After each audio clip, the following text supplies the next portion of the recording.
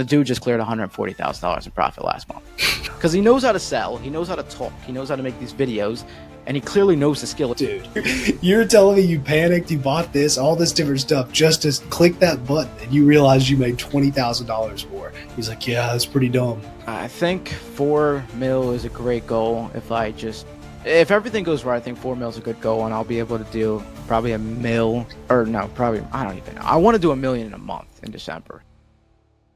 What's up, guys? Welcome back to another episode of the Side Hustle Experiment Podcast. Today, we got Sadiq back in the house, one of the most popular podcasts of the year. So we got him back on. We're just going to shoot the shit, talk what's been going on. What's going on, man? Thanks for doing this. What's up? Thanks for having me. Yeah, quick repeat guest. We usually don't do that, but, you know, yours did do really well, and we love having you on, so it should be a fun combo. Yeah, sir. Yes, we were just talking one about we're trying to up the thumbnails. So we had on a guy out. That podcast should be out before here, but he was Phoenix Resale, big on YouTube, and he stayed around after the pod and gave us some like advice on our YouTube stuff. So we just did a new thumbnail, and I was telling John, like, I got the notification of it, and I'm like, oh, this is definitely going to perform better. This is way cooler than just like the generic stuff we had before. Yeah, it's normally the thumbnails and like the title that gets me clicking on things when I'm watching things for my own personal use. So. Yeah, I guess we just never – I knew that because I watch YouTube all the time, but I never really thought like it would apply to us. But like obviously it does. We're on YouTube. Yeah. What'd you think about that Grant pod? You brought that up? Dude, it popped off for you guys. I think that's the most viewed one, right?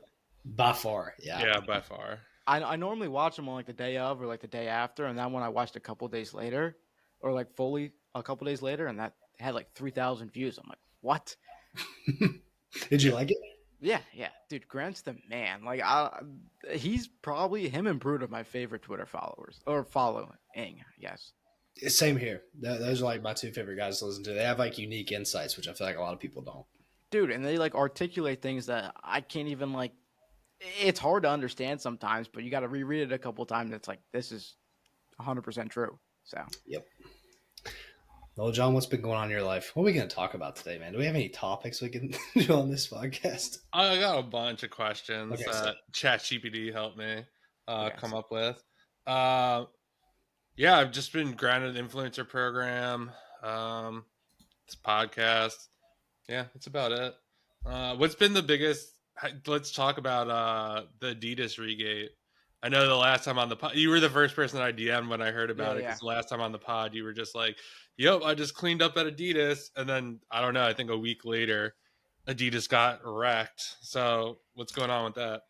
Yeah, I'm fine. When that happened, I think I only had like 200 units on hand. Luckily, I sold through most of it the month before. But even, I don't know, it was kind of nice to see that they're giving people a 2-month sell-through because I know people who had like thousands and thousands and probably even 5,000 plus units at Amazon because it was just such a good brand. I think it's the biggest brand sneakers and apparel on Amazon, or one of them. Wow.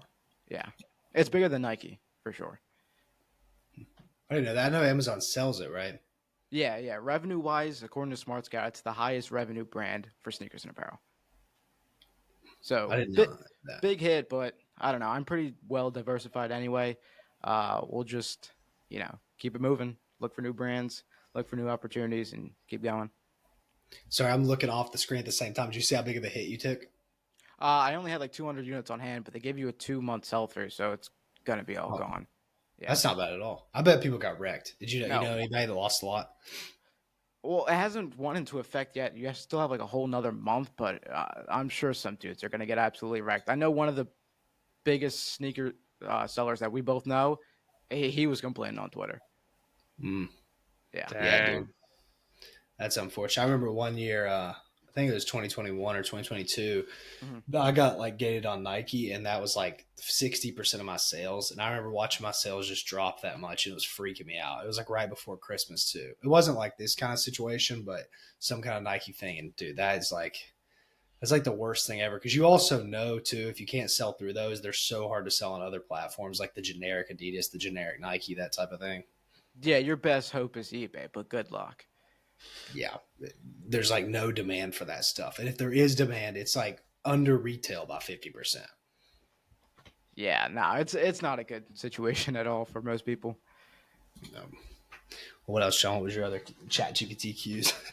Have you what's been going on with Walmart? Have you started selling on Walmart or? I've barely been shipping anything. I don't, dude. I'm like doing decently well on Amazon. It's like it takes a lot for me to like want to go do anything else, to be honest, because I'm just printing cash. It's not taking a lot of effort, and the VAs are just running most stuff. I'm just meeting with them a few times a week. I'm, randomly going through other people's storefronts. I'm randomly looking for new brands. I'm looking for new opportunities on different retailers. That's how I like spending my time. And I don't really, I'm not too motivated to go start a new platform. Not even crypto. Not even crypto. I'll joke around with you guys in the Discord, but that's it. Yeah, dude, I appreciate it. Telling you invite me there. That's I'm sure you've seen some of my wins I've posted. I've made like all the money I've made in crypto since I joined, and it's not particularly because I joined, but it's just the confidence of having those people around you, like being like, "Yeah, dude, you're good at this." I'm like, "Oh, I didn't really know I was good at it until I got in there." Yeah, 100%. Those guys are awesome too. Like they're super friendly, and some of them are up massively. So Yeah, like for example, with people listening to this, there's people in there that post like 50K P&Ls and stuff, 30K P&Ls. It's like mind blowing. dude, it just breaks my mind every single time I see a P&L post. Yep, it's pretty awesome. Oh, yeah. What else though? Keep your questions rolling, John. I interrupted a bit there. No worries, man. Do you have any big wins or setbacks from the last time we talked? Setbacks, no. Big wins. I think I don't remember when we filmed it, but February was my biggest uh or highest profit margin month ever. It was also my best sell through month ever as well. I was over 2.0, which is like pretty good. That means you're turning your inventory completely once every 45 days. Um, yeah, that's really it. We're just chugging along right now. We're just coming out of Q1 now, so there's more opportunities that's going to come up pretty soon, I think, or at least I hope, with Easter around the corner and all those other things. So Nice. Yeah, February and March really suck for the most part. yeah, It's like kind of just everyone's coming out to January about spending all their money and all this other stuff, trying to regroup, and then I feel like April it starts to turn around a little bit, and before you know it, it's like Q4. yeah, back to school Q4. Like I think numbers wise, July is the biggest month of the year for sneakers, and that's mainly what I do, other than December. So that was huge because last year I did 250,000 in July. So I'm just prepping for all of that because we have Prime Days in those months too. So how do you prep for that? Like now? We're just trying to find new brands, find new opportunities, find a bunch of things that we could figure out now so we can hammer it later. Yeah. We're introducing a bunch of new brands. We're getting engaged in certain things right now that, I hope to take advantage of later. How are you? Are you getting hit hard with the ungates? Like, don't you need like 100 to anywhere from 500 at this point? Yeah, those I have not applied for. Most of them are still like 10 to 50, which is great because 100 to 500, that's like good luck. You're not getting that unless you're doing wholesale. Yeah, that's super risky. Like a lot of people, I think, were complaining that it's like so many units and all this other stuff. I was like, yeah, the units is the issue, but there's not a store that you're going to get that at. That's the Yeah, bigger issue. you could probably get it if you're piece apart like different checkouts, but then you got to combine all those PDFs, and there's no like. I have zero faith that that's going to go through when the Amazon employees looking through it, or the automated systems looking through it, whatever it is. Yeah, the more complicated you make it. I always hated that too when you're doing like reimbursements and stuff. If it's not like it was so annoying, like if it's not all on the same invoice or it's like multiple orders broken up, like the fact that you one have all of them and didn't like miss. Like I remember there was one Target one. I sold like 1,000 units from this one Target item and they lost like 100, and it was just like, okay, like submit all your invoices, submit all the invoices, or like you're missing one, like you're missing this many units or whatever. And then I was like, I can't do this anymore, like I'm just gonna eat it. No, don't eat it. That's crazy. I just put the admin VA on it, and they just pull the order confirmations and the shipping confirmations and everything from the drive. So I just let them go to war because there's no way I'm doing that. That makes sense. Yeah. Hey, have you heard any of our podcasts recently with the people that talk about teams a lot? Have you watched any of those? I watched every single podcast. Yeah. Okay. Well, So what do you think about the team guys? Because I feel like you're kind of in the VA world, but these guys, they have like actual big like operations going, which maybe you have that too. I don't know for sure, but what do you think about that kind of thing? I really like Tom Fast Track Spot a lot. The skill of managing a team of five is what he was saying is like I'm pretty close to that. I think we have four people. Yeah, we have four people right now because I just hired on someone else. I'm getting close to five, and he's like 100% right because you can just allocate a bunch of tasks and a bunch of work to each person or a group of people and just have teams for that. So a sourcing team is what I have, and then admin and admin support. I don't have an admin support. I only have one admin and then four sourcers right now. I probably will move one of the sourcers over to some admin support because it does take it's like super tedious to do the inbound claims, order tracking completely, discrepancies, communication with the prep centers, like all that stuff is super, super, super tedious. So I'm probably gonna put some reinforcement over to the admin side. Um, but yeah, I think all I really need to get to like I don't know 3, 4, 500K a month plus is probably a team of 4 or 5, like max. In the capital. No, I'm good on capital. I did all the numbers for Q1 recently. Like, there's no way. Like, I can do 500,000 or more with the current capital we have. Oh, that's awesome. Yeah, Wow. we just need the opportunity and we need the volume for like some of these months, and then we'll be fine. So So you have more capital than opportunity at the current time? Right now, yeah. Interesting. how do you solve that problem? Well, I hired on another VA, and we're doing a ton of training right now. I don't know. Hopefully, it gets easier too with these, getting out of Q1 and then get into some of these holidays. Do you You think think there's it's just oh, go ahead.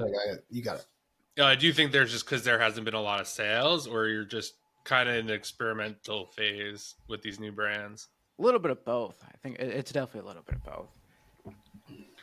What about you think this recession stuff's going to affect Amazon? I've been thinking about that. I don't know what gets affected the most during like a recession or whatever. I have no idea. The last recession was what, 2009, right? Yeah, and we definitely weren't around. Dude, I Really was 6 years old. I have no idea. Yeah, I mean, I heard something from one time that BizOp's a good place to be, no matter what, because when there's not a recession, people want to spend money and get rich, and then when there's a recession, they lose their jobs, and they're like, I have to find something to do online. So on the info side, should be good, but I wonder how much it affects the from like consumer demand. I guess it depends what you sell too. If it's more essential stuff, it probably doesn't matter. But if it's like tennis shoes and stuff like that, maybe that would matter more. Yeah, I have honestly no clue. Like, I have no opinion there. I have no idea. Maybe it's just irrelevant too. Like there's just so much volume that it's kind of like we won't see a huge downturn unless something really bad happens. Like the stock market keeps going down. Do you have a lot of money invested? It's a good one for you being young. Uh, yeah. 6 figures invested right now, just in the Robinhood, just for blue chip stocks and S&P. But I'm trying to build it up more and more because with the market down, it's like a lot of these blue chip stocks are down like 30 to 40% year to date, which is like huge. Yep. So trying to dump as much money as I can there right now. Yeah, that's a good idea, especially because you're so young, man. It's like there's really no risk because you're gonna keep making money. And you really, what I learned is like when I stopped doing the Amazon thing, um, I would see my stocks just going up and up, and I'm like, wow, my income is kind of I'm not withdrawing from these stocks, but as long as they keep going up, this is like supplementing me huge. And I looked it up, did like a Chat GPT thing, and for the rest of my life on my current living expense, if I make $3,000 a month or 2,800 or something, I'll never run out of money, which is crazy. Just with the money invested and the amount of cash, which that's like a pretty like 6K a month living expense. So it's not Yeah. that much, but dude, that stuff really adds up if you like compound the return and everything. Yeah, no, it's crazy. I think if you invest into the S&P 500, the math works out to your money should double like once every 7 years or something like Mhm. that. So like the compound interest on that is huge, and that kind of broke my mind when I learned about it a couple years ago. So I'm just trying to put as much money away as possible there, especially with the market down now. So that's kind of why I like the coaching or like service-based businesses in general, just because you actually have the cash flow to go do stuff like that. So Yeah. because you're not Yeah. getting that with Amazon. I would dump all that money into Yeah. the stocks and stuff. Yeah, all my cash back and coaching money's going there. Is that the only thing you invest in stocks? I know you do some crypto, but not much. Yeah, no, just stocks. I don't know what else to put it in. Like I just easy stuff. Yeah, everything else is kind of hands on. I feel like there's other stuff that's not. I guess you give your money to like a fund or a firm or whatever, but like Yeah. real estate and everything, that's not passive. You know, you got to deal with that a little bit, and it's a skill to learn that. Yeah, there's no way I'm doing any of that, like at all. Yeah, that's what I came to the conclusion of as well. What other Yeah. questions you got, John? That's a really good point. I really like that. That was one of the biggest things for me. Like even when I was like working a 9 to 5, I always like invested the max, got the match, and it just adds up over time. And it's just like crazy to see what like if you actually look what you put in versus what it's worth. It's mind blowing. Like how little money you put in. Obviously, it has to compound over time, but yeah, I would say for everyone like if you don't have a Roth IRA set up for your business, like do that like ASAP. Yep. Like for sure. Because like that money is like God, it's so dumb like not to do it. I 100% agree. Yeah, I guess the only other side of that, and I was arguing about somebody with this recently, is like we all just believe it's going to go up, like S&P just never slows down or whatever. Mhm. But I watched a video breakdown this stuff recently, and this guy was like, the only reason you think it's going to go up is because it's went up in the past. That's like the only because it's already overvalued. Like I don't know what the price to earnings ratio is, but it's like way overvalued all these companies. So it's like if you invest now, what if this is nearly the top for a long time? You know, because if there's not more inflation, like all this stuff. So because somebody was asking me if they should invest, I'm like, I don't know. I mean, it does make sense, and they probably said this 30 years ago. Well, it's not going to keep going up. Maybe it does, but it's so overvalued at this point. I just don't know. And it's like you can't base everything based on it's happened for the last 50 years, so it's got to happen for the next 50 years. But at the same time, maybe it does. I don't know. Yeah, I don't know either at all, but all my friends with a ton of money, that's all they do. So that's what I'm going to do too. Sure. Makes sense. Do you know anything about the tariffs? Nothing. Nothing. We were talking about this the other day off the pod, whether or not it will affect reselling or not. Obviously, like the private label guys, it's going to hit pretty hard, but I do wonder if it goes the other way. If you could kind of like, I don't know, if we're like back behind on imports or something, there'll be a big margin, but who knows? I have no clue. I just see a bunch of like PL guys complaining on Twitter, and then my prep center owner, he has like a gym equipment business, and he was talking about like his costs are like over 100% marked up now. So that's pretty insane. So what does he say he's going to do? Because the belief, right, is that it's just going to stay like that. But obviously, he's going to raise his prices, right? He's gonna have to. I don't know. He just put in the Discord for the prep center general chat like 20 minutes ago. So yeah. I don't know what the whole goal of it is, but it seems like it's going to get passed on to us. And I don't think it's good for reselling because the COGS going up is never good when it's like when you're trying to find an arbitrage. Especially for some of these guys who are like doing imports and selling on the U.S. marketplace. Some of those guys saying like they don't know what to do right now because I'm in arbitrage shops and some of those guys do that, and they have no idea what to do either. What are they? Yeah, are they just gonna like? I wonder if it's even profitable to do that at that. They said they can run at super low margin until the market adjusts, but like who knows how long that's going to even take. So yeah, I have no idea. So you know what they're doing exactly? Because a lot of people probably don't know what that is. What, importing? Yeah. They're just buying in a different country, like for online arbitrage or wholesalers in a different country and then importing it to the U.S. Yeah, it's a little gray area. Yep. Yeah, it's like sometimes the products don't match up exactly. Like I had an experience with a guy that in arbitrage ops, and he was like, yeah, it says like 16 ounce, but the Amazon listing says, or no, it says like 500 milliliters, but the Amazon listing's like X ounce. I don't know the conversion, but he's like, I'm selling it on there and it's fine, but I do get returns of people being like, this is not the right size. Although the size was the same. It's just one was European and one was American. Yeah. Anytime I buy something that's a little bit off, I just make sure my margin's decent enough for me to even take that risk because I know the return rate's coming. Like 100% it's coming. Yeah, as long as you can eat it, it's fine. Yeah. Yeah. What do you think? What do you think about the people that sell like high margin, like doing 50, 100K a month compared to like you? And let's say maybe this is the past because you said you had your best margin month, but let's say you're running like a 10% margin net or whatever. What do you think the argument is your way instead of their way? Because I feel like you're one of the only like high volume sellers we have on there. It's like young and ambitious. A lot of people are like, dude, I do 60K a month. I make a 20 some percent margin. That's cool with me. What do you think about that whole situation? No, I respect that. I like that a lot. Like I think the guy Saul sells stuff. So his margin's like 25+% because all he does is A to A, high margin, good volume, and he sells like 80K a month. I respect that. I like that a lot. Um, but I don't know. I like The info. Don't forget that part. what'd you say? Has it in shitloads of info. Don't forget that part too. Yeah, yeah. But go ahead. Yeah. No, but it's different because it's like if I sell more volume, I'm probably in better graces with Amazon. I think for the recent regating that happened in November, every single person I know that was doing 300K a month got all of their brands back within, a couple days. And the mark there, or like the benchmark, I guess, was like 200K a month. If you were doing more than that, you got it back. If you were under that, you didn't really get it back. That's not like a perfect benchmark, but that's what I saw, right? Wow. From the guys I knew who were affected. And then you also get like more cash back and all that other stuff too. But you can also make more money if you're doing more revenue per month and you keep decent margins. It's like I'm just gonna keep going because it's like what are those guys even making if it's like 20% margin on 100K, 20 grand. But if I want to do a $500,000 a month, call it I don't know 10 to 12% net margins. That's obviously way more money. Yeah, and they're probably not doing 100K. If you're doing 100K, 25% net, you're lying to yourself. Yeah. Probably more so like 60K and then like a 18% margin. That would just be what I guess. I coached a lot of people. That's usually about what it was. If they had everything perfect, which is usually not even the case anyways.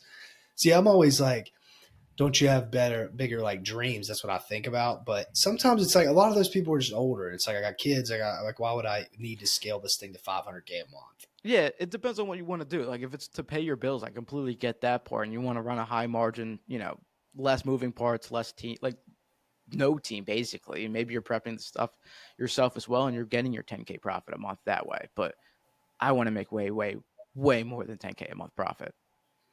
Yeah, my argument for what you do as well is this opportunity, as we've seen, is dwindling and getting harder and harder, and it will never ever not get harder. As much as anyone says it might get easier, it's not. And your risk exponentially increases with the more fees and the more gating. All this different stuff gets on top of it. So it's like you could do the work to make 5-10K a month maximum, but also your risk is huge, and then you could get wiped at any time. So it's like you need to probably juice it before it's gone. I think Sweeney said something similar to that as well. No, I agree with that too. I don't think I'm going to be selling the same product. Like you guys know this too from selling on oh wait, it's like your best products and your best stores are probably not going to last more than 6 to 12 months max. Mm-hmm. Maybe some of the bigger ones you'll be able to like cycle through, but it's not going to be the same products. It never will be. So Yeah, I don't know. What do you think, John? Yeah, I agree. I think it's getting harder and harder. I get a lot of questions like, is Amazon worth it? Or for someone who's just starting, should I do Walmart, which I have no experience on, so I don't know, yeah, or the influencer program or TikTok shop? And I'm just like, I'd probably give the the influencer program or TikTok shop a shot first. See if you like that, because you don't need any capital for that. I feel like Amazon is just way too complicated at this point for like just a beginner, like especially if you're just trying to make a little extra money. I think most people get into this is because like they need some extra money. Because like, why are you googling how to make extra money, right? Most people are like, hey, my job is not cutting it, or I want to go on a vacation, or I want to do this, I want to do that, or I want a car, or whatever you're trying to do. yeah. How do I make extra money? And then Amazon comes along.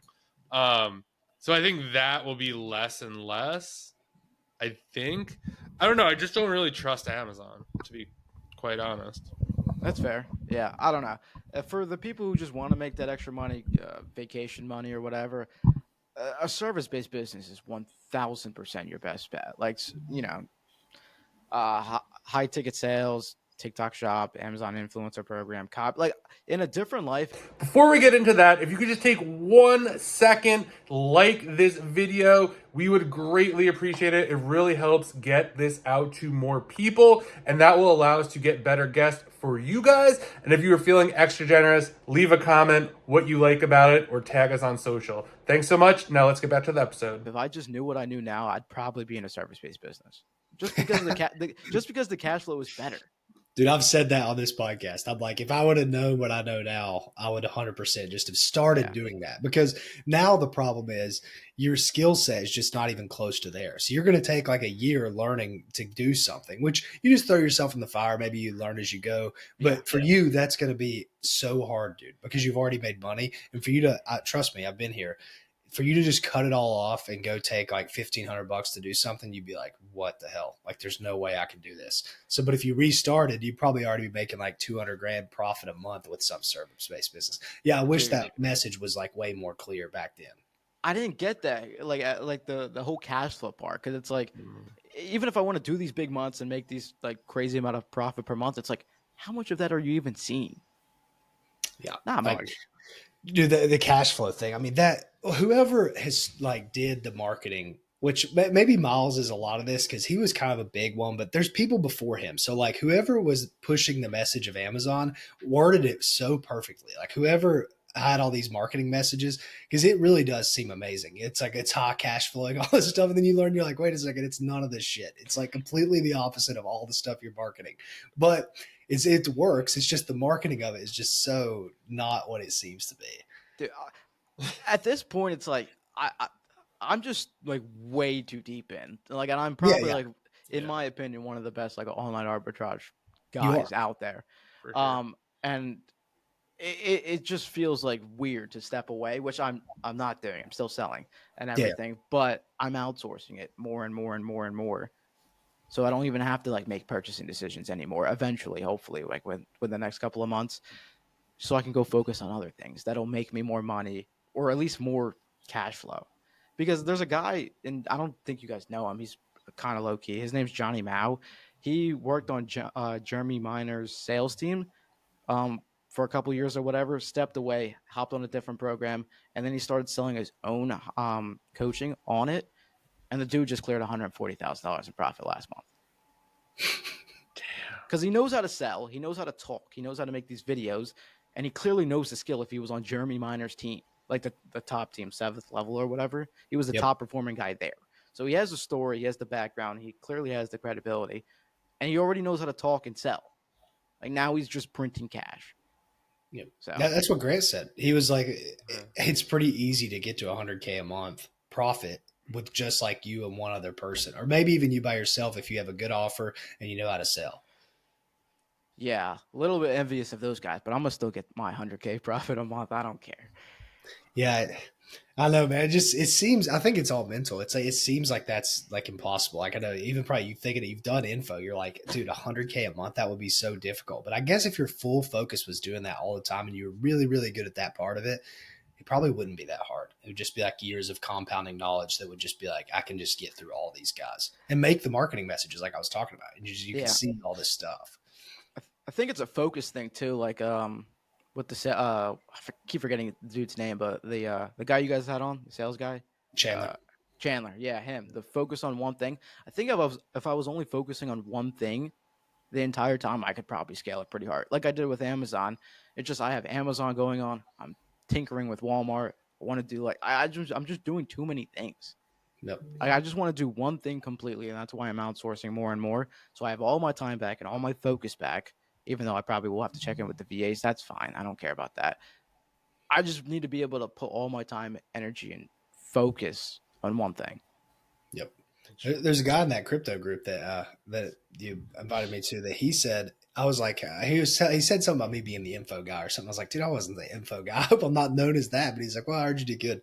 And he was saying that now he doesn't even sell on Amazon. He just does coaching. He does like 30K a month or whatever. I was like, oh, really? What? Yeah, I'm sure you know which one it is. I don't want to say his name on here, but he was like, yeah, I don't even do Amazon. I just coach people and get leads off Instagram. I was like, bro, that's crazy. He's like, yeah, why don't you do that? I'm like, yeah, I guess I could. You make it seem pretty easy. He just does the beginner stuff of like 0 to 1, Yeah, How yeah. to make your first thing. Yeah. That he's printing. Dude, that's unreal. I need to know who that is after this. But I mean, I would think he would already know. You probably know him. I think he knew who I was, so you probably know him. But I'll tell you afterwards. Okay, yeah, But, not off the top of my head, I don't know. I mean, I but think also, going back to like what you were saying about the best part of marketing, it's like I think that's part of it. It's like, one, you could basically show like your friends you have $1 million business, yet make little to no money. Two, you could build a $10,000 business probably in like 6 weeks. But no one really understands like maybe you make $1,000 on that 10 grand and you can't really take it out. And that There's becomes the whole issue. yeah, there's nothing I hate more than people saying I made $100,000 this month and it's 100K revenue, or I made 1 million and it's 1 million in revenue. Like that wording is like I hate it so much. yeah, it's just irrelevant, completely irrelevant. Yeah, there's like people that go around. I won't say the exact number because it'd be super obvious. But it's like, oh, my students made $10,000, but the number is much smaller than that. And in my head, I'm like, I kind of made like $200. Like if you do the math backwards, and I'm just Yeah. like, They're pulling but for thousands. most people, they're like, oh my god, like $1,000 in a week, and it's just like, Yeah, he made $150 max. Yeah. Zero, negative. He probably lost yeah, money. and spent like 600. What's even funnier is when these people post like their seller board screenshot and it says like 50 margin. I'm like, did you just not put in your cost of goods at all? Most of the seller board screenshots have no cogs ever. Bro, you can clearly tell when it's like 50, 60 margin. It's just the Amazon fees and that's it. Dude, you'll find this funny. I don't know if I've told this on here. I definitely told you, John, but I never said it on the pod. I think it was too close after that seminar.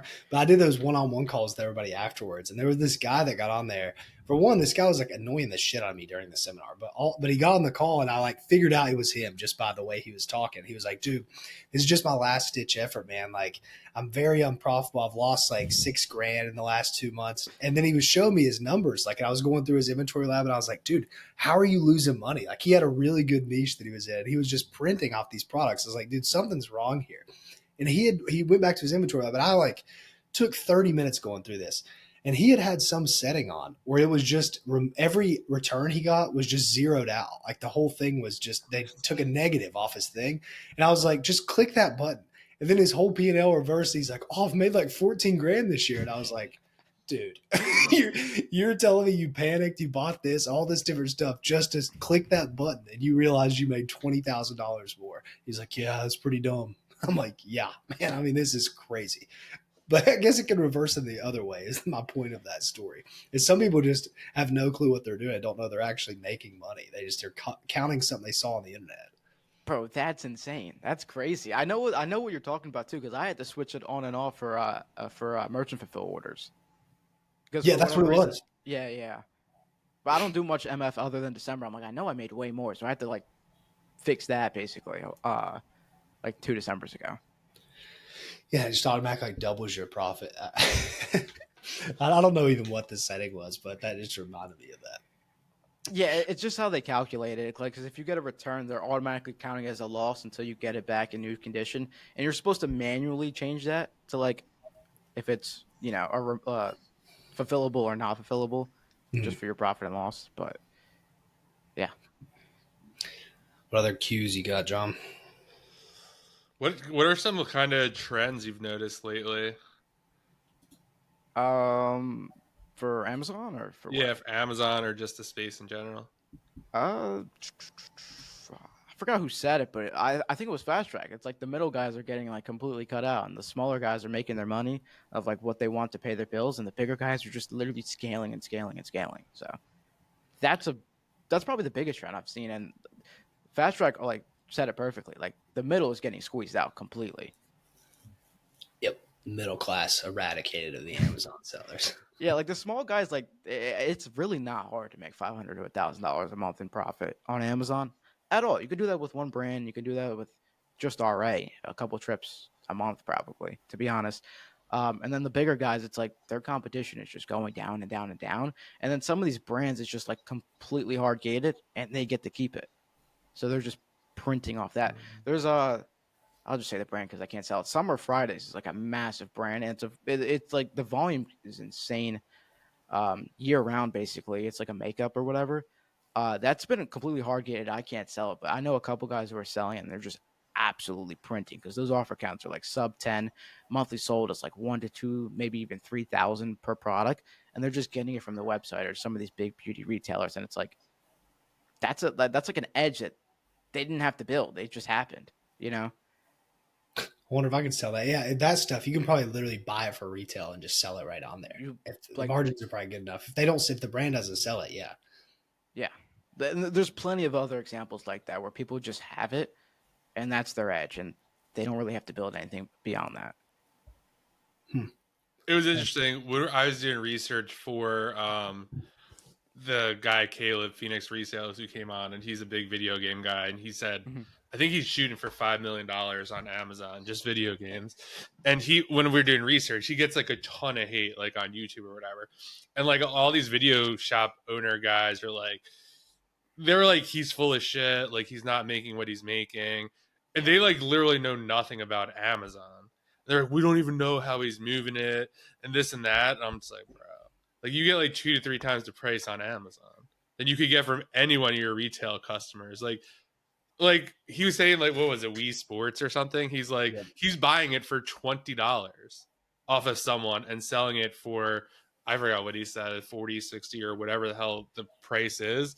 Mm-hmm. And it's just like an absolutely insane for certain niches. Like if you get this stuff cheap enough, obviously he's getting mostly all new stuff. Which is crazy. And I think one of the biggest takeaways from his too is he was saying that even if the games are new, even if he's buying them new, he's selling them as used. So there are no issues with like safety claims or anything like that, which Yeah, I thought was like super interesting as well. yeah, that's nuts, so, dude. 5 million in video games is pretty insane. Bro, yeah, because that Yeah. the average sale price can't be high. Like he's not slinging only consoles. It's like a lot Like of games and stuff. 20, But he, 30, maybe $40. Yeah, yeah, I And think all he said used, which is even crazier. 45 to 50, I think was his thing. Because I guess if you okay, get like a $300 console, it really bumps it up. I mean, that's almost 10 units. yeah. Yeah, it was pretty interesting. And he has a website where you can sell your video game straight there, and they'll pay you for it, and then like cash you out, and then they just sell it right back. He sells the used on Amazon because you don't need like the inauthentics are not a thing. I'm assuming. I don't know. I've never sold any used things. I guess not. I don't think, I feel like a lot of the used stuff maybe that he's selling, like people actually like really want it because they're like collectible and like, or they Yeah, just don't care. Like as long as it works, they really don't care. I would yeah. think. Anyway. I wonder how he proves like I'm assuming there's no inauthentics on that if he's just buying from normal people because he doesn't have like the order confirmations or anything. You know what I mean? Yeah, I mean, Checkmate Flips does it too. He orders it off eBay. Um, I don't know. That's a good question. I always kind of wondered that. It's like, how would you prove it? Like, how do you never run into trouble there? Maybe if you're selling something to somebody used, they're just not going to follow that often. That's Or you probably get them so little that it doesn't even matter. It doesn't affect you. that's probably true because I sell a lot of sneakers and apparel, and that's typically like a higher inauthentic rate or whatever. But bro, Mhm. I get like less than one a month. And it doesn't shut you down. No, it doesn't. My account could probably hold a ton right now. Like I see some of these big guys like screenshot of their dashboard and they're holding like 20 inauthentics. I'm like, this is insane. Yep. I had 3 at one time. I just never even addressed them. They went away. That was back in the day when you didn't get Section 3, I guess. But yeah, I remember my dashboard was horrible and I still had like a almost top account health. I'm like, I guess I sell enough to where this doesn't really matter. Yeah, 100%. If you sell enough, they're not going to care. Well, what else? You got any Yeah. questions for us? How big do you think you could scale your Amazon business this year? What do you think you'll do? I think 4 mil is a great goal. If everything goes right, I think 4 mil is a good goal, and I'll be able to do probably a mil. Or no, probably I don't even know. I want to do 1 million in a month in December. Like that's the actual. Like I need that done. I need a 500K month revenue before I turn 22, which is in September. So if those both happen, I'm happy. What do you got now? Per month, right now, like in Q1 was between 150 and 200. If your best chance is August, right? I think July because it's Okay. the Yeah, highest. July. Yeah, July or August. We'll see. It's gonna happen then. My biggest were always August. I Yeah. feel like I don't know how I would find sales in July, like early July, mid July, and that's when it would go, the summer sales. And then you Yeah. would have the tail end of the back to school stuff. But maybe I'm off on that. But I think maybe isn't August bigger than July? Not for shoes volumes for what I like the type of shoes. Like Amazon has this thing. It's like category insights. You can look up how much revenue they do and how much units they sold in specific like categories and subcategories. And I looked at all of that, and that's why last year that's when I figured out about that part of Seller Central. And I just bought way more than what I would have otherwise in June for July, and then I did a quarter million. That's Yeah, awesome. You'll beat that this year, I'm sure. yeah, I got it. Do you think Would you'll take extra risks to do it? Um, Not loans, probably cards. That's it. Well, I mean, like your criteria of what you buy. Do you ever get like that? Like, I feel like you're young. You put pressure on yourself. Obviously, that's what all young people do. Do you ever like, I'm going to buy this stuff, or I'm going to push it a little harder just because I want to hit these numbers? Um, no, I don't think so. Other than December, because like December, everything's gonna sell through. Especially like Amazon made it super easy with that yellow monthly sold thing. To be honest, like before we were literally just guessing. You know, what I'm talking about like the second chart. mhm. Like you can just guess. Like if you think you're supposed to buy like 100 in a normal month, you probably buy like 200-300 for December, and you're definitely gonna be able to sell through that. So I don't know. I definitely don't overbuy. I'd rather just get out of the product and hold the bag, and then price is probably going to tank in January because that's normally what happens. Yeah. Well, that's a good insight. Probably. Do you cut your stuff? Even let's say the price tanks. Would you rather just sell it at a loss than like hold it, be a bag holder? No, I'm not back holding. Like cash flow is the most important part of this business. You have to get rid of it. Like I think DMW in RBops he had a call, and it's like probably like one of the things I actually like remember from his call is you have certain windows for seasonal times, and December's a seasonal time, back to school's a seasonal time. You need to know exactly when you want to buy these products. You need to know when it's going to get checked in, ready to go, and you need to know like your hard cutoff to get rid of it because those prices are not going to stay elevated forever. Yep. And another thing on that real quick too is like if you let's say you sold through half the inventory at a crazy profitable price, but you're bag holding until January and you have to take a loss or break even, it's not really break even because of the returns. You probably didn't make as like nearly as much money as you thought anyway. So like you need the hard cutoff, get rid of the products, and just keep going while you still can get rid of the products because the monthly sold and the velocity's up. Yep. Even if the price is down. Yeah, you have to, or else you're just going to be bag holding and then your cash flow gets messed up. Yeah, and the worst part of that is the price goes down and the demand goes down. So you're in Yeah, like real trouble at that point to where you're selling stuff like once a month for a $14 loss, and that's the worst feeling in the world. 100%. So I'd rather just make my money, get in, get out, and then just stay super diversified with a big catalog. That's such a good point, and it's so important because I learned that way the hard way. Like 2 years ago, I think Drew bought it too. We bought like these pool floats, Hmm. and we went like really hard. Everyone came on the listing, and then like we couldn't move them. I think we were paid like $20 for them. I think I was liquidating them for like 15 in Yeah. like July, August, and then I still had like 10 left, Hmm. probably in September. They must have sat around, I don't even know, till like October. And like I was so pissed at the moment selling them for 15. I would even Yeah. more pissed about 150. I was just holding like I would have never liquidated them. Yeah. I got some arbitrage stores I look at pretty frequently because they do volume. Some of these guys still have backpacks in their storefront from last August because That's insane. this recent August, last August, the prices just were not good because the offer count just went up like crazy. And I guess those guys were just bag holding, and it's still in their storefront.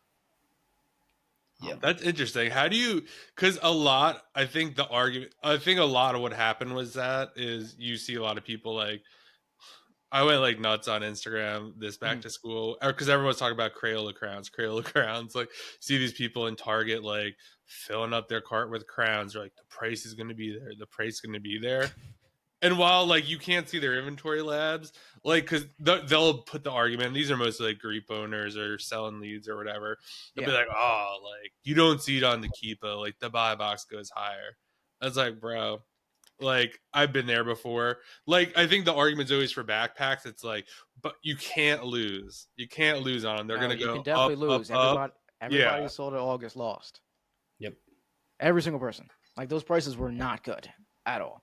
But I don't know. There's a little bit of an argument depending on the listing, because if it's like 10,000 monthly sold, 20,000 monthly sold, you can 1,000% get the price of a buy box for like $2, $3, even $4 higher, depending on the ASP. Sometimes way more than that. So Yeah, 2 years ago, I know Duke. You probably know Duke Lee. I don't know yeah, if you know him, but yeah. I So do. I told him about the Crayola thing, and he had it where he was like printing money on this, and he posted on Twitter. Yeah, you had to This tweet about dude, this. yeah, this dude shit on me or shit on him because he was promoting my thing at the same time, and I was like, dude, you're obviously a retard if you don't understand like what's going on there. Yeah, But yeah, like sometimes with the velocity high enough, the Kiba metrics I don't think can grasp it. But like if it's like a sub 50 sales rank, it's not going to have all that data. It's just that's too much data for it to like hold on there. Which now with the monthly sold, maybe that is different. But I know back then it was like people, what you said, John, that did happen sometimes, but it would just have to be a lot of volume. yeah. Keep is like supposedly just a big estimation of everything. So like if like 10% of the sales are getting it like 20% above buy box or whatever, it's just not going to show you that. But you just have to know that on like crazy volume listings, and you have to price accordingly too. Like if you see your seller app or whatever, you got 20 sales in 10 minutes, you better raise that price because you can sell way higher than buy box.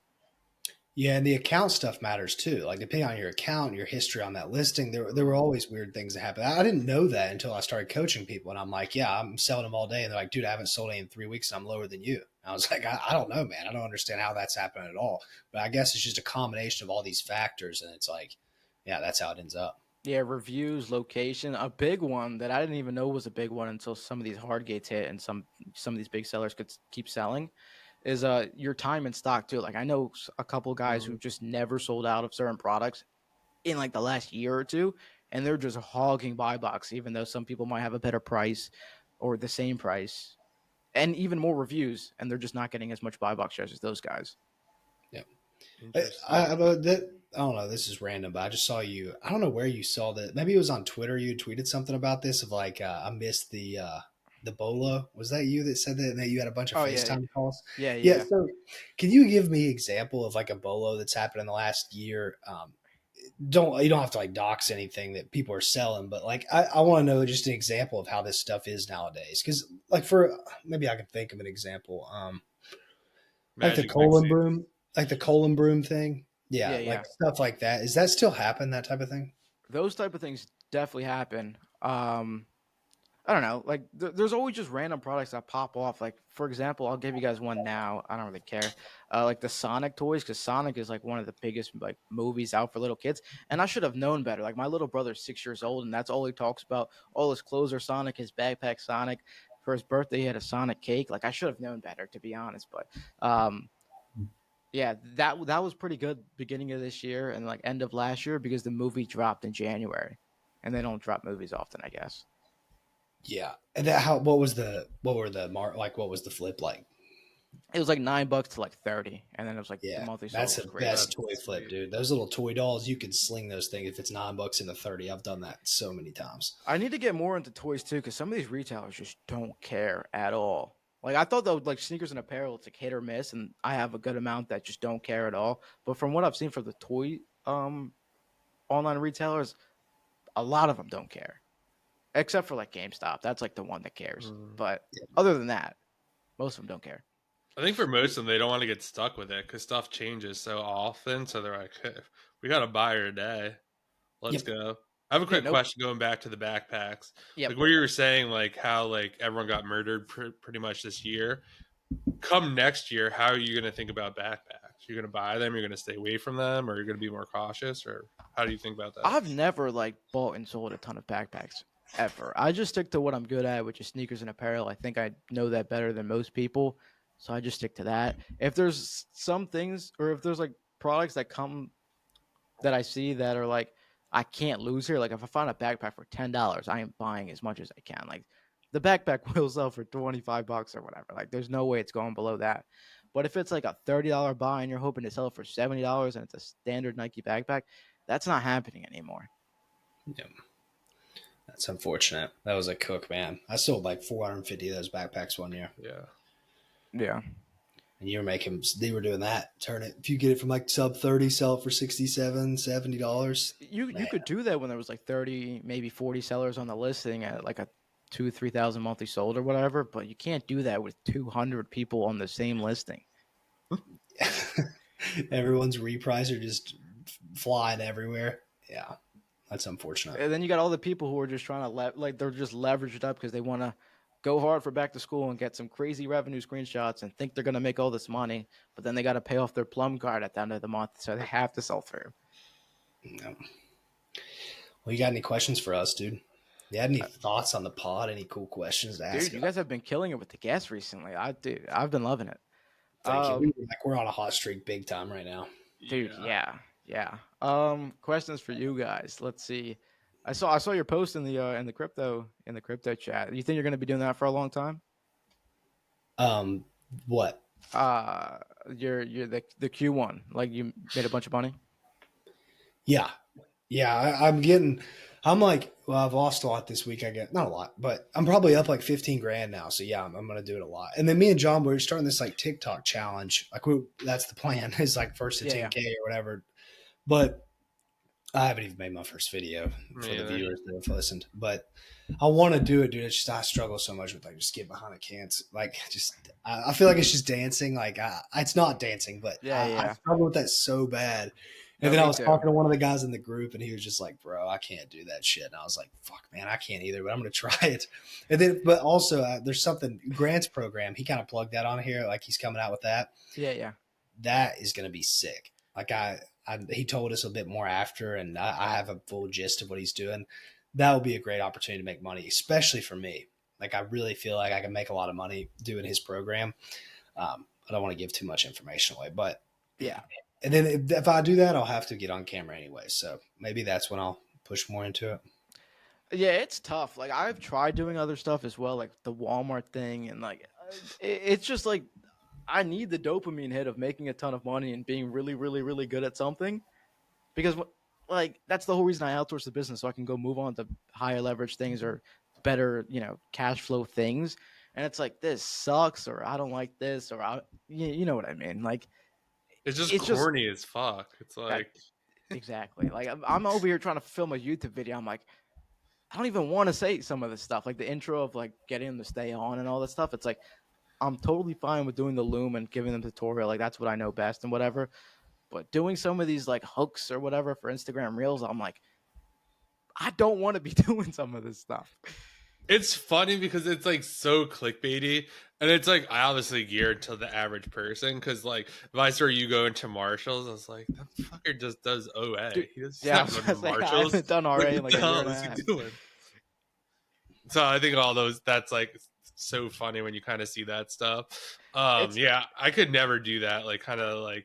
I probably wouldn't want to like film in store either, which is just annoying. Dude, but I guess that's good for those guys. But it's interesting to see how much some of these guys just don't care at all. They'll go into some of these stores, they'll say whatever they want, and they just don't even think twice. They just pump out a new video every single day. Some of them 3 times a day. It's like, how do you even bring yourself to even like do some of that stuff? Yeah, my thing in my head is just like, do I just not like this? Like you just don't like doing this, or are we just like not skilled enough to do it? Because, Amazon's not fun, but you find it fun because you're really good at it. But like no one, if you showed that to somebody else, they'd be like, what are you doing? That's stupid and not fun at all. But there's points where it is fun. So maybe those guys are like, this is fun and it makes me money. This is like the dream. And we have a bunch of these guys on here. So I'm just like, these guys have to find it fun. They're not lying. They're passionate about the topic. Like they're not forcing themselves to do this stuff. It's just, I think they just like to do it. No, you guys you're probably right. I saw the pod with Romer earlier. Like, there's like certain people who just like doing that stuff, content creating, talking to other people, whatever. I don't know if I'm one of those guys, but I like Amazon enough to where I can teach it. I can definitely help people scale or whatever. So I just have to do the parts I don't like. So. Yeah, I think that's like the whole thing too. Like till like when I first started coaching Amazon, I thought it was like the cringiest thing ever, and it sucked, and I hated it. And then Mhm. you start to see how much money you can make coaching. You're like, it's not so bad. Like, you know what I mean? I'll go into a couple more Marshalls and like film some videos if it's gonna get me some more sales. Like, I'll do that. Yeah, that's tough. It's like a battle. I don't know. Which we need to make TikToks, John. This is our I plan. know that's this week. That's and I think I've learned that the hard way. So I was really into the TikTok thing, and I was making at least one video a day, and Mhm. it sucked at first, and then it was getting like easier, and I got super distracted doing the influencer program and like really scaling that up, and now like to ramp back TikTok up again, it's kind of like the same. It's I don't want to do this, but like I definitely saw the traction. Like I had a couple videos get over like 10K views. I Yeah. was like, you know what you have to do. You just have to put in the work. And I think like it's just like anything else. Like when you start Amazon, it's not enjoyable to look through products for 5, 6, 8 hours and maybe find some like product from Walmart. Maybe you'll make $1 on or whatever. Like it's not fun at all. But then once you start finding things you can make 5, 10, $20 on, you're like, okay, like how do I find some more of this? And then you just get like hooked. I think as you get better. No, Um, that's 100% true. I didn't find a profitable product my entire first month of sourcing. I just started Amazon with the guys I was sneaker reselling with, and they were just feeding me. But when I first started finding my first couple of profitable products, I'm like, I need to find more. Like it just felt like a game to me. You know what I mean? Well, I have a question for you. Yeah. Maybe you'll have a good answer. Maybe you've heard this from someone because I kind of asked Grant and he just said people get stuck here. But I feel like with this stuff, this is kind of where I'm stuck, and this crypto is not helping. But I've made so much money in the past. Yeah. It's really hard for me to be like, I'm going to grind for like little amounts of money because it just doesn't make a huge dent. And as you saw, like a P&L the other day, I don't know if you saw, I turned like Yeah, I saw. 150 into 10K. It's like, dude, that cooks your brain. Like, what else how are you going to make that much money? It's not even possible. So I don't know. What do you think? What do you think you'll do if you ever like step away from the Amazon? Like, how are you gonna, you know, how do you do something else that maybe you do have to grind on? But you've The already only made so much money, man. So it's hard. the only thing I would think about even doing is if I could make as much money, if not more. So if it's to go make $10,000 or $20,000 in a month off a new business model, I'm probably not even gonna touch it, to be honest. Which sounds super spoiled to say, Yeah. but it's because I've made more money per month in a different business model, and I don't want to like backtrack. I only want to go up in the future, obviously, right? So it's like I wouldn't touch anything that I'm making less money in, and that doesn't leave you a whole lot of options with other business models either. Like, what's the options are? What, coaching? Probably TikTok shop, to be honest. Yeah, if you're like become really, really good. And I can't think of a whole lot more. Maybe brand building, but what are you gonna like? That's gonna take like 2 years to probably make as much, if not more. Yeah, it's hard, dude. And I was like, man, maybe there's somebody with an answer for this. And then Grant's just like, I think a lot of people get stuck here, dude, and they stay there for way too long. And I was like, yeah, you're talking to one. Like, this is me. I think I'm kind of stuck there too because I am looking for something else to do. It's either do something else or just scale up the coaching, and it's like I don't really know what to do, but I'm Yeah. figuring it out. I think it also though depends though. I guess the opportunity depends on like how much capital do you bring to it as well. So if you could stack a bunch of capital, right? Yeah, It gets a lot more interesting. So like, maybe if you can make like 10, 20% on something, that's not that interesting. But maybe if you could dump $1 million into it, it's a lot more interesting than just dumping like 10 or 20 grand into it.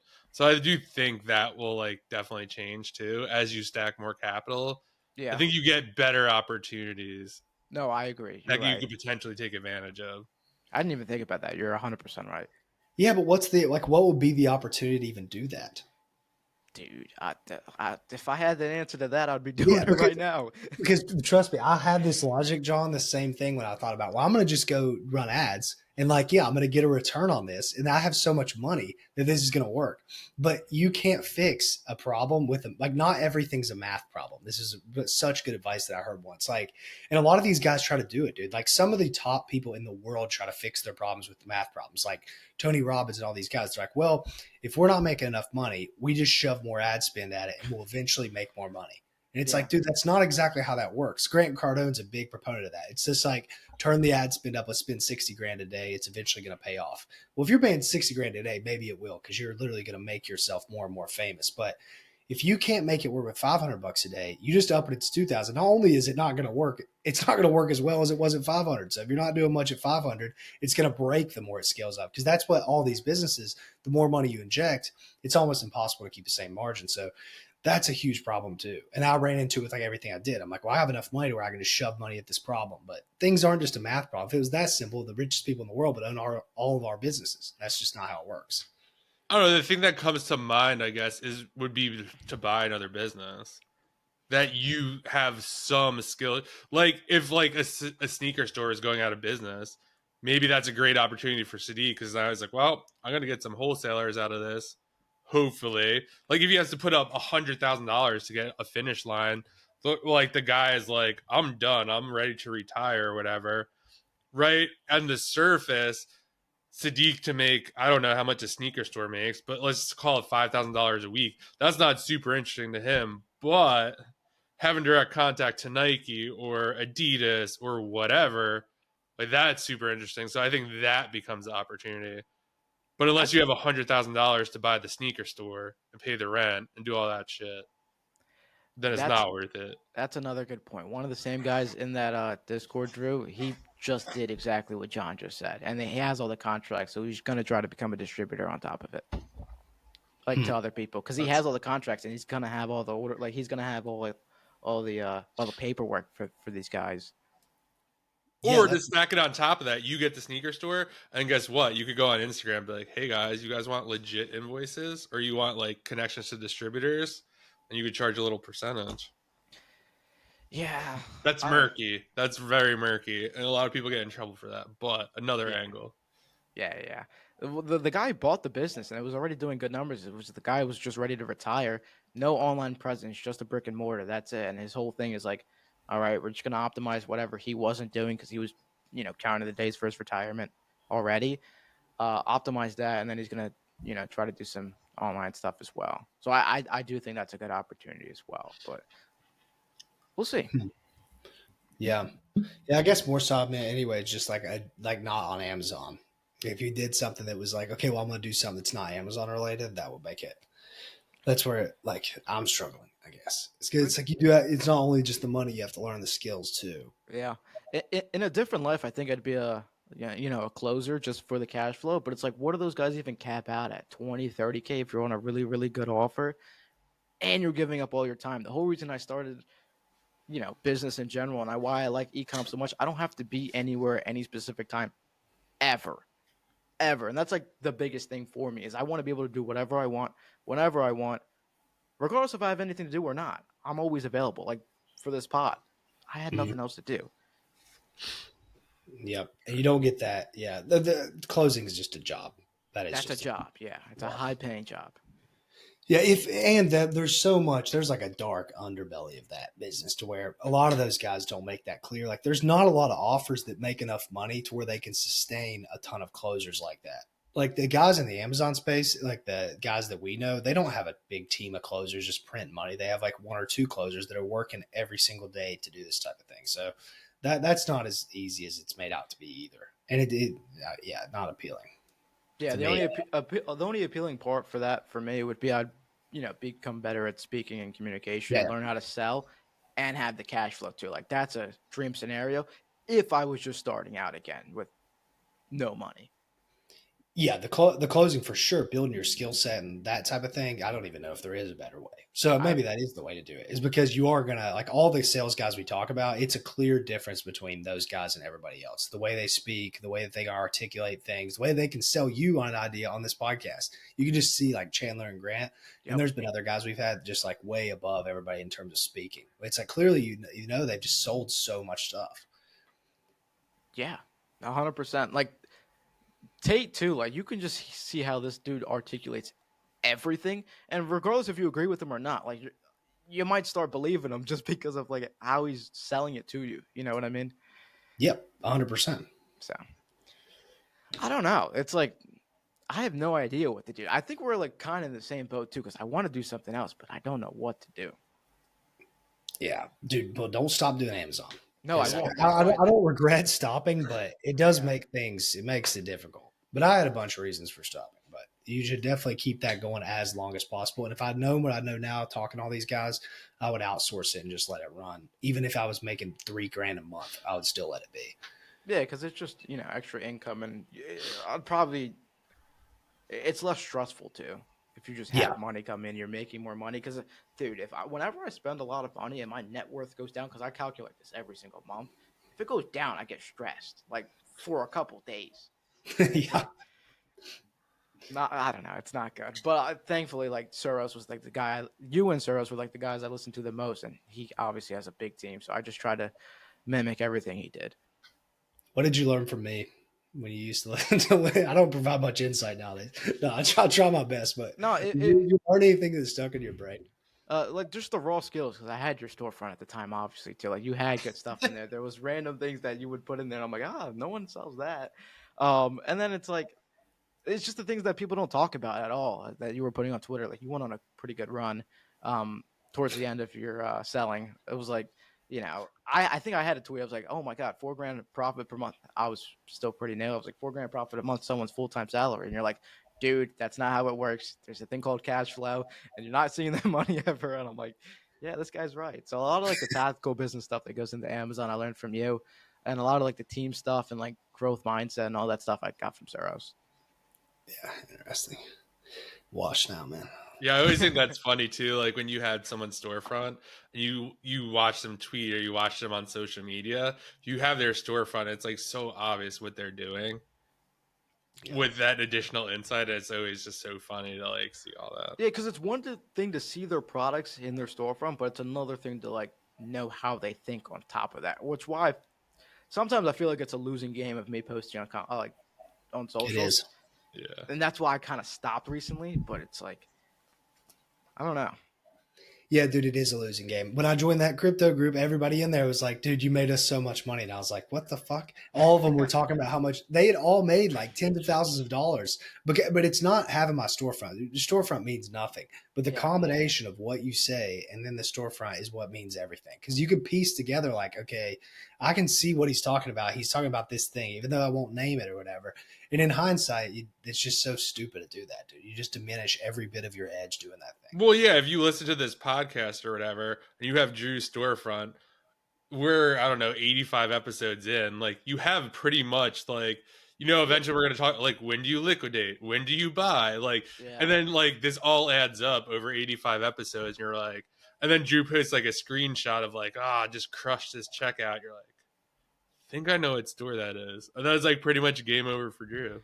Yeah, it's not a good place to be because it's like you know exactly what they're selling in real time, and you know exactly how they think. Like they're gonna hop on every single listing you have.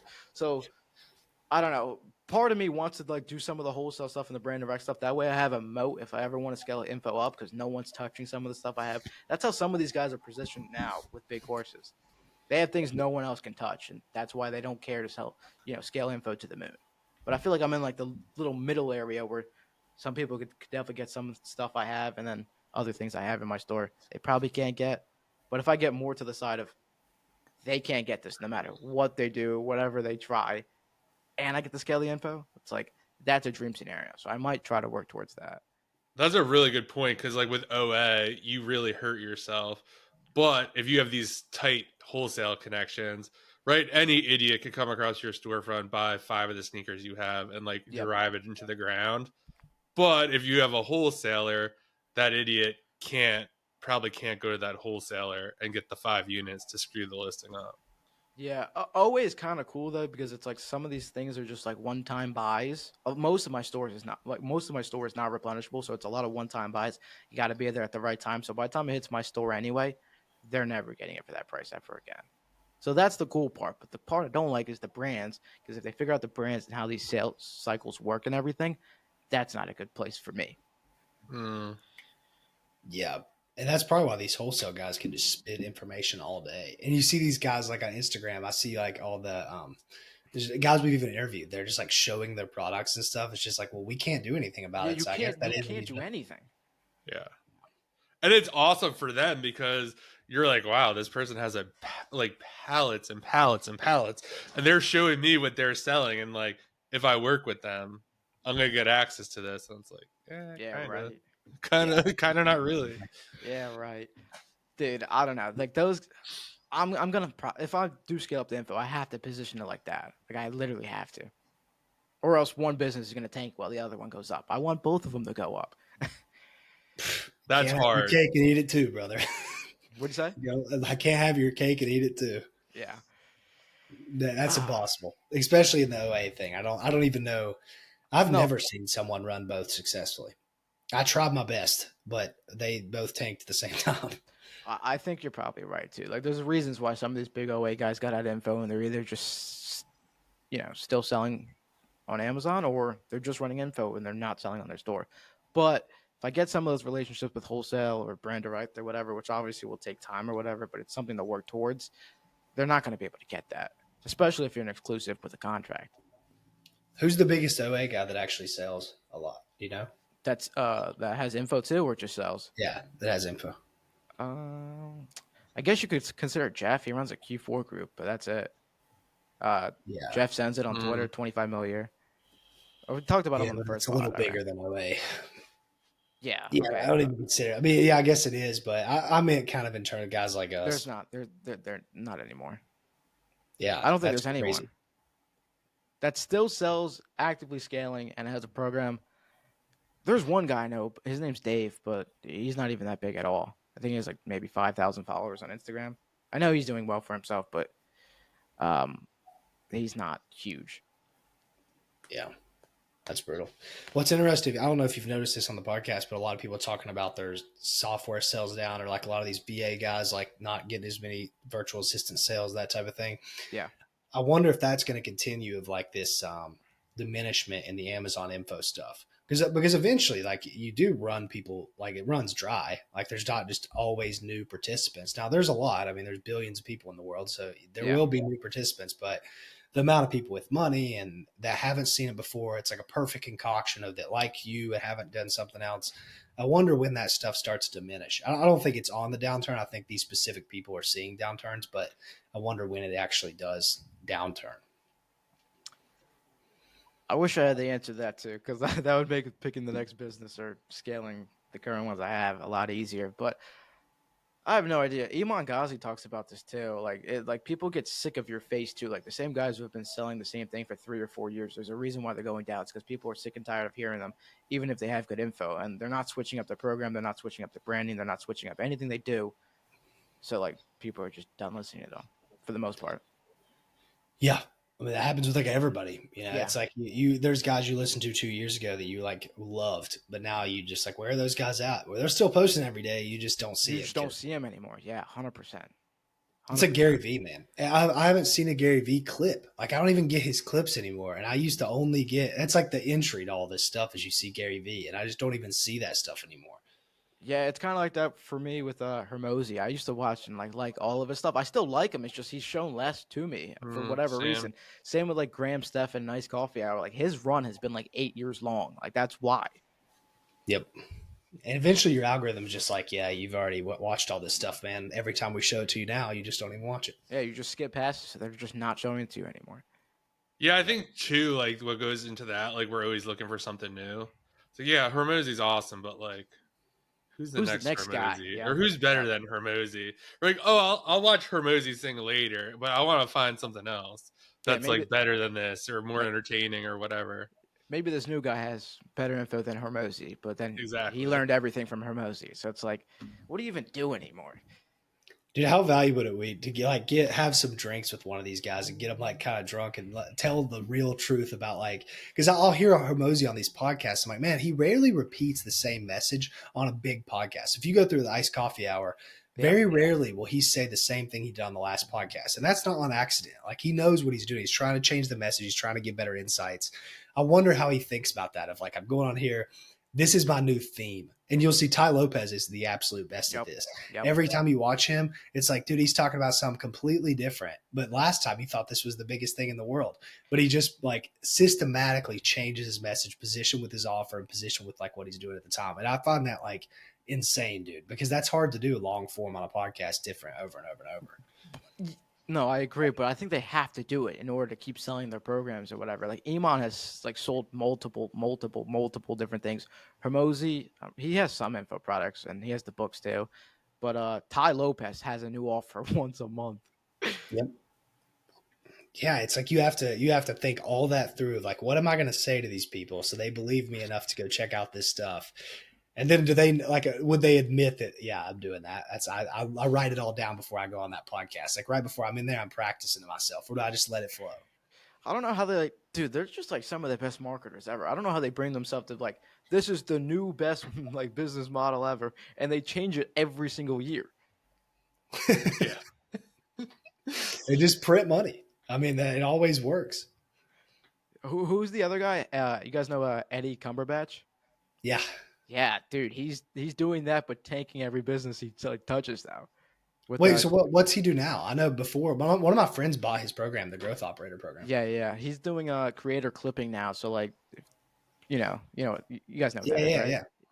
He's He's doing probably that partnered now. with WAP. Is he partnered Yeah, with that WAP guy that's paying people for views? Dude, I thought about that. I was like, man, you get a team of VAs on that and print money. I don't think the payouts are good enough yet to where you could like scale it.